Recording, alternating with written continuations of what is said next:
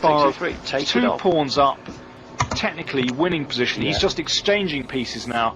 It's all over. Put your king on the square like. What's the queen takes G4? What's he overlooked?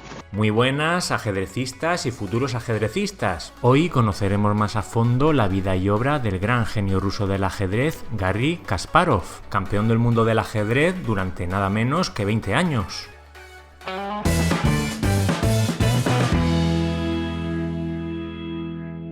Garry Kasparov nació el 13 de abril de 1963 en la ciudad de Bakú, Azerbaiyán, Unión Soviética. Hijo de padre judío y de madre armenia, se inició en la práctica del ajedrez a los 6 años bajo la dirección de su madre, Klara Sajenovna. Con un impresionante talento natural, a los 13 años se convirtió en campeón soviético juvenil, mientras que a los 16 se adjudicó su primer torneo internacional, el de Banca Luka, siendo todavía un jugador sin rating internacional. Su imparable progresión se debió en buena medida a los cuidados de Mikhail Botvinnik, antiguo campeón mundial, en cuya escuela estudió entre 1973 y 1978.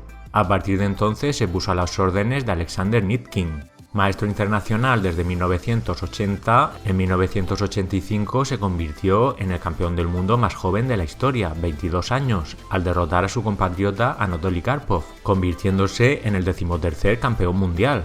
Después de Bobby Fischer, Garry fue considerado el mejor jugador joven de ajedrez de la historia, al alcanzar su primer título con tan solo 15 años. En lo que respecta al título mundial, Kasparov fue campeón indiscutible entre 1985 y 1993, año en que mantuvo una fuerte disputa con la Federación Internacional de Ajedrez, FIDE, por lo que decidió crear una organización que rivalizara con ella, fundando la llamada Asociación de Ajedrez Profesional, PCA. Mientras tanto, continuó siendo el ganador absoluto del clásico Campeonato Mundial de Ajedrez, hasta que en el año 2000 fue vencido por su principal rival y discípulo, Vladimir Kramnik. En el año 2005 se trató de reunificar los dos títulos existentes. Kasparov esperaba paciente la designación de un rival que tendría que salir del duelo entre el húngaro Peter Leko y el ruso Vladimir Kramnik. El vencedor fue Kramnik, pero el match no llegó nunca a disputarse, ya que tras su 9ª victoria en el torneo de Linares, Garry anunció su retirada. Decía estar cansado de su trato con la FIDE, así como de la presión que sentía tras tantos años en la cumbre, por lo que a partir de entonces solo jugaría al ajedrez como aficionado, en simultáneas o partidas rápidas. Aún así, sus números son de vértigo, pues desde 1986 hasta su retirada en 2005 se clasificó número 1 del mundo en 225 de 228 meses. Después decidió cambiar las piezas y el tablero de ajedrez por la política y la escritura, convirtiéndose en uno de los más destacados políticos que fueron símbolo de oposición a Vladimir Putin. Sin embargo, aunque fue aplaudido como héroe nacional y se propuso ir por la presidencia de su patria, la falta de un armado político contundente terminó por derribar sus aspiraciones presidenciales. En los últimos años, Kasparov se ha presentado en más de 100 conferencias y seminarios sobre liderazgo, estrategia e innovación, invitado por compañías como Google, IBM, Facebook, General Electric y Fujitsu.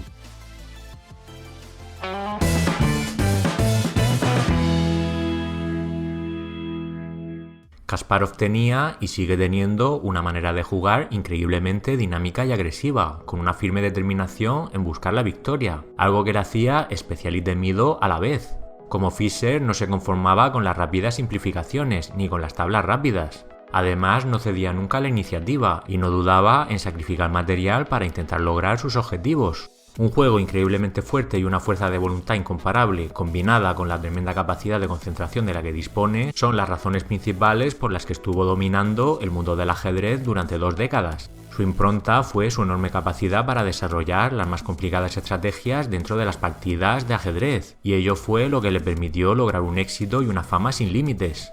Siempre jugaba al ataque, siendo muchas de sus partidas un rico tesoro de combinaciones que deben ser estudiadas por las generaciones venideras. Es más, en su momento dijo: "Yo soy un amante de la belleza, que en el ajedrez está muy cercana al arte y produce una especial satisfacción estética en los jugadores. Me encanta el juego bello e inspirado, que da a los aficionados al ajedrez una satisfacción realmente estética". Dirigió la lucha en tablero por encima de todo y enriqueció al ajedrez con un estilo de juego increíblemente dinámico, a la vez que preparaba las partidas científicamente. De hecho, Kasparov estaba muy por delante de su tiempo en el empleo de ayudas electrónicas, ordenadores y programas de bases de datos.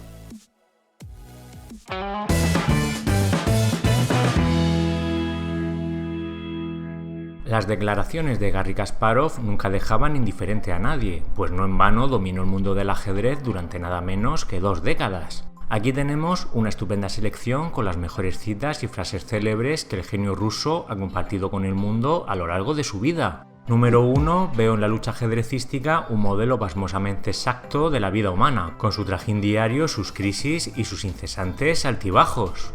Número 2. He tenido el mejor profesor particular que hubiera podido desear, dijo refiriéndose a Karpov. Número 3. Por esta medida, el intervalo entre Fischer y sus contemporáneos yo le considero el más grande campeón mundial.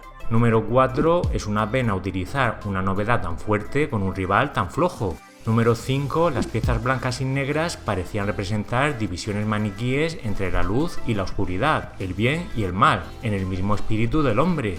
Número 6. Tal es el único jugador que recuerdo que no calculaba largas variantes, sencillamente las veía. Cientos de fantásticas combinaciones desfilaban continuamente por su cerebro y su imaginación no conocía límites. Número 7. Mi mejor baza frente a la máquina es mi intuición humana. Número 8. El campeón mundial es la mejor personificación de su época, y en base a él podemos juzgar el desarrollo del ajedrez. Número 9. La creatividad, imaginación e intuición, más que la base del medio juego, son indispensables, así como el carácter firme. El triunfo llega solamente con la lucha. Número 10. El ajedrez es una tortura mental.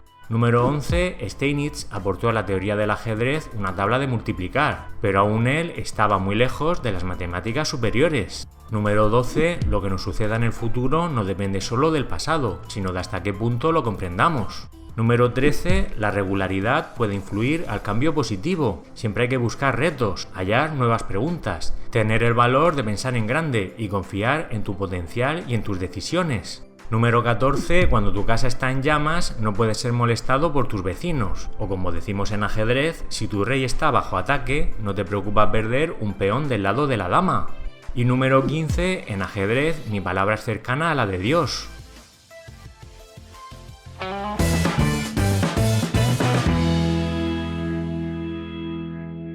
Número 1. A lo largo de su larga carrera profesional, Garry Kasparov ha cosechado importantes premios. Entre ellos, aparte de sus campeonatos del mundo, podemos destacar sus 8 olimpiadas de ajedrez y 11 premios Oscar del ajedrez. Número 2. La primera vez que el ogro se enfrentaba a una computadora fue en 1985, en la ciudad de Hamburgo, donde disputó 32 partidas ante una decena de programas, venciendo en todas ellas. En aquella época las computadoras de ajedrez estaban todavía en fase de desarrollo y no supusieron ningún problema para Kasparov. En 1989, Kasparov se enfrentó en Nueva York a la computadora Deep Top, campeona del mundo de programas. El duelo, que constaba tan solo de 2 partidas, fue bautizado con el llamativo nombre de Mente contra Materia, y Kasparov obtuvo el triunfo en ambas partidas sin demasiadas dificultades.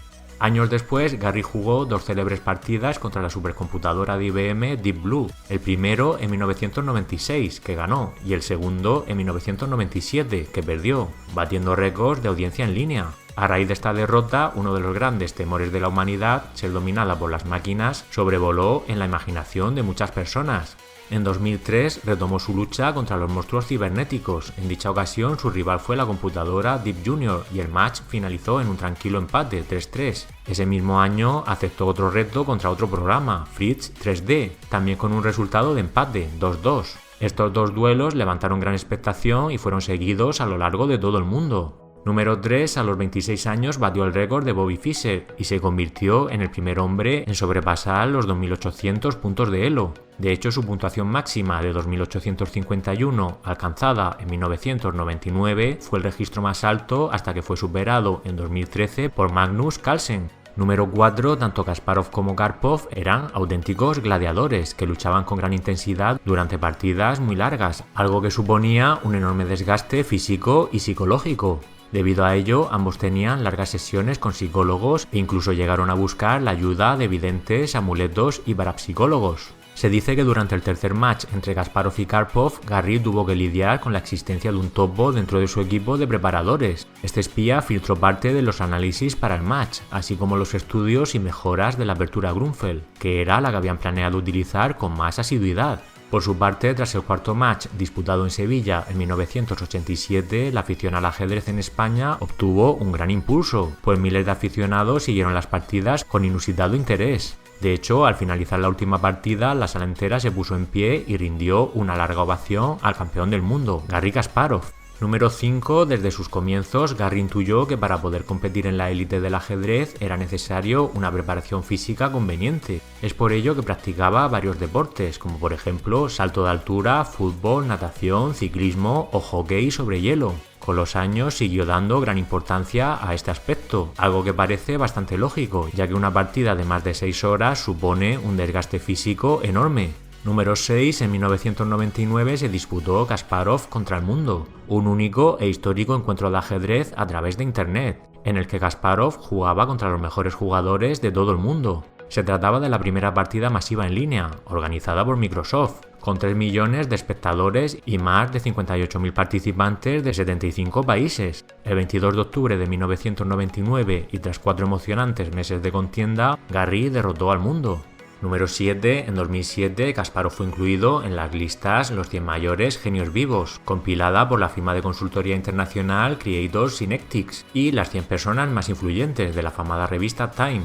Número 8. Es autor de más de una veintena de libros sobre ajedrez. Entre ellos podemos destacar Desafíos sin límites, 1990, La prueba del tiempo, 1993, la serie de 5 tomos Mis geniales predecesores y la serie de 3 tomos autobiográficos Kasparov on Kasparov. Es más, su bestseller de 2007, Cómo la vida imita al ajedrez, ha sido traducido a más de 20 idiomas. Número 9. Desde 2002 y con el apoyo de la Fundación Kasparov de Ajedrez, Kasparov ha promovido activamente la implementación de programas educativos que incorporen el ajedrez como herramienta de aprendizaje.